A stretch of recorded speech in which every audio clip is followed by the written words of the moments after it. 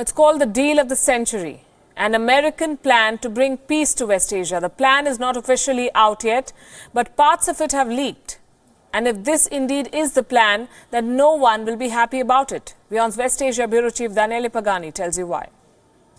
There is much suspense around what's been called as deal of the century, a plan which, according to Washington, promises to give a solution to the longest-lasting conflict in West Asia and in the world, the Palestinian-Israeli conflict. A team in the White House comprising Trump's son-in-law, Jared Kushner, and Trump's seasoned long-time advisor, Jason Greenblatt, has been working on the deal for almost 2 years. Jared Kushner seems confident that the plan will work, although Palestinians have already explicitly refused to recognize the U.S. as a mediator in this process. Look, this has been stuck. This has been stuck for, a long time. There hasn't been a lot of fresh ideas. There hasn't been any breakthroughs in a long time. And the reality is that the situation is getting more and more untenable. And so we didn't create a lot of the problems. I showed up here 2 years ago, but I was given the assignment of trying to find a solution between the two sides. And I think what we'll put forward is a framework that I think is realistic. It's based on it's executionable, it's executable, and it's something that I do think will lead to both sides being much better off. And that was the way I approached it.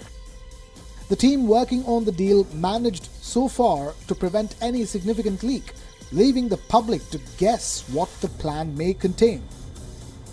But recently, media reports published some details given out by an American diplomat working on it.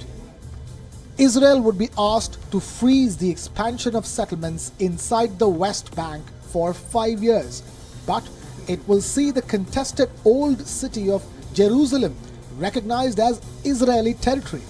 Hamas will be asked to hand over all weapons and put the Gaza Strip under the control of the West Bank-based Palestinian President Mahmoud Abbas. And in return for all of this, Palestinians will receive generous incentives and donations from Arab neighbors. There seems to be no mention about the possibility of the 5 million Palestinian refugees scattered across West Asia returning to lands and properties they claim as their own. Jason Greenblatt has dismissed all media reports which claimed to be in possession of details on the deal of the century.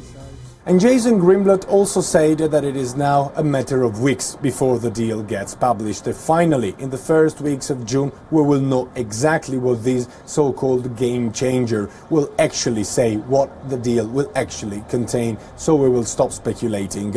But if we look back at events which took place in the last 2 years, it is very unlikely that the deal will favor actually the Palestinian side of the conflict. In the past 2 years, Donald Trump's administration has been absolutely pro-Israel. They moved the United States Embassy from the internationally recognized capital city of Israel, Tel Aviv, to the wholly contested city of Jerusalem, which also Palestinians claim as their own capital city. The US stopped funding the United Nations agency helping the Palestinian refugees. They decided to give the Golan Heights to Israel to recognize this contested area as a fully Israeli territory. So all these moves were definitely pro-Israel.